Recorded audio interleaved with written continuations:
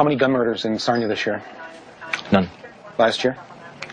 I believe we had one at the time. Year before that? I can't recall what we had in the way of... Maybe one in the last 3 years? Probably, yes. Very low for the city.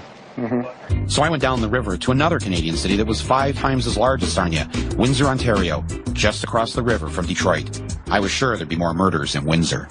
Ever hear of anyone being shot by a gun in Windsor? No. Remember any murders here?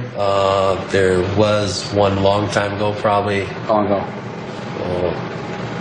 In your lifetime? In my lifetime, probably about 15, 20 years ago, there was one murder.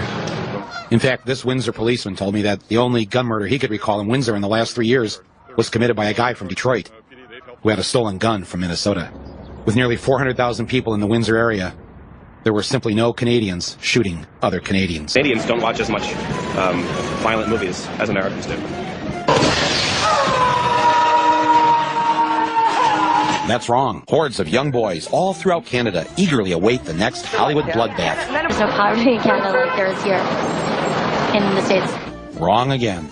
Actually, we've also had a much higher unemployment rate. When Michigan was running at 4%, we were still running at 8 or 9%. We almost have an institutional unemployment rate. I think there'd mostly be white people in Canada. That's strange. Because when I'm in Canada, I see black people everywhere.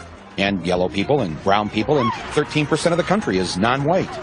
So the Canadians are pretty much just like us. And the reason that they have so few murders has to be because they've got so few guns.